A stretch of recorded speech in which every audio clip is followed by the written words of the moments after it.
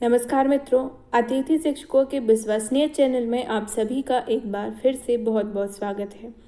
जैसा कि आप सभी जानते हैं कि अतिथि शिक्षकों से संबंधित जब भी कोई नया आदेश या नई खबर आती है, मैं उसको आप तक पहुंचाने का पूरा प्रयास करती हूं। उसी संबंध में आज का यह वीडियो है। जैसा कि मित्रों आप सभी को पता है कि प्राथमिक और माध्यमिक विद्यालयों में अतिथि शिक्षकों की नियुक्ति प्रारंभ कर दी गई है, पर वह अभी विद्यालय स्तर पर है, क्योंकि अतिथि शिक्षक जिन्होंने स्कूल में ज्वाइन किया है उनका नाम अभी तक ऑनलाइन नहीं हुआ है। जीएफएमएस पोर्टल पर उनकी अभी तक नियुक्ति नहीं कराई गई है, जिस कारण प्राथमिक और माध्यमिक विद्यालय के अतिथि शिक्षकों को बाहर किए जाने संबंधी कुछ प्राचार्यों ने आदेश भी जारी किए थे। इस प्रकार की बहुत सी समस्याएं सामने आ रही हैं। इसी संबंध में अतिथि शिक्षक संघ के कुछ सदस्य लोक शिक्षण संचालनालय भी गए थे और उनकी आयुक्त महोदय से मुलाकात हुई, जिसमें उन्होंने यह कहा कि सभी अतिथि शिक्षकों को वेतन दिया जाएगा। तो पर संघ के सदस्यों का कहना यह था कि आप इस संबंध में कोई आदेश जारी करें, क्योंकि मौखिक आदेश को ना तो कोई प्राचार्य मानेगा और ना ही किसी अतिथि शिक्षक को भी इस प्रकार मौखिक बातों पर विश्वास होगा, जो कि स्वाभाविक भी है कि मौखिक बातों पर विश्वास करना ना तो सही है और ना ही संतोषजनक है।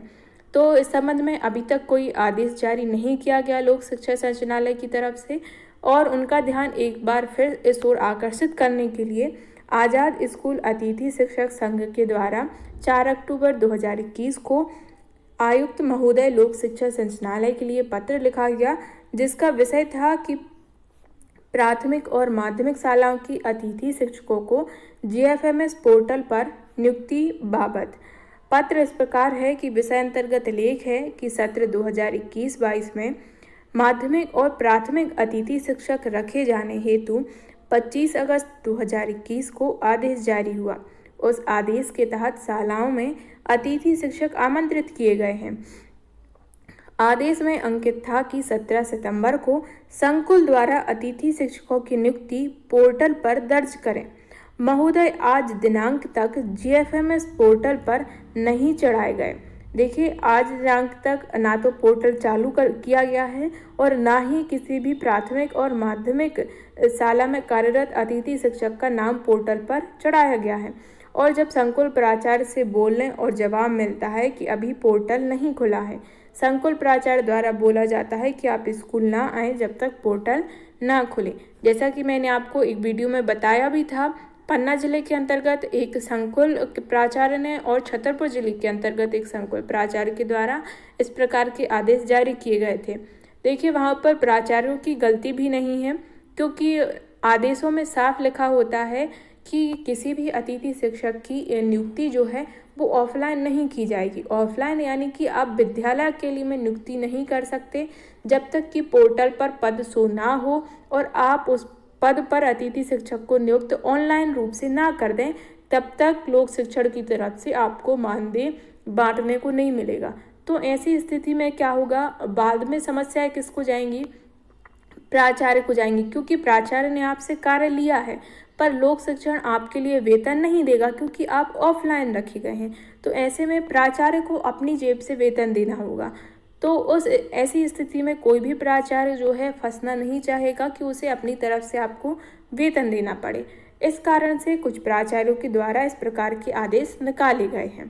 पर जब अतिथि शिक्षक संघ के कुछ सदस्य लोक शिक्षण गए और उनकी बात हुई, तो उन्होंने यही कहा है कि सभी अतिथि शिक्षकों का मानदेय दिया जाएगा। तो ऐसे में मैं आपसे यही कहूँगी कि अभी कोई भी आदेश देखकर आप जो है विद्यालय ना छोड़ें, क्योंकि अगर आप छोड़ते हैं तो ऐसा भी हो सकता है कि आपके स्थान पर किसी दूसरे को लगा लिया जाए। और अगर प्राचार्य यह कह रहे हैं कि आपके स्थान पर किसी और को नहीं लगाया जाएगा, बस आपको तब तक हम हटा रहे हैं जब तक कि नाम ऑनलाइन नहीं हो रहा, तो ऐसे में आप अपनी सोच और समझ से कार्य कर सकते हैं।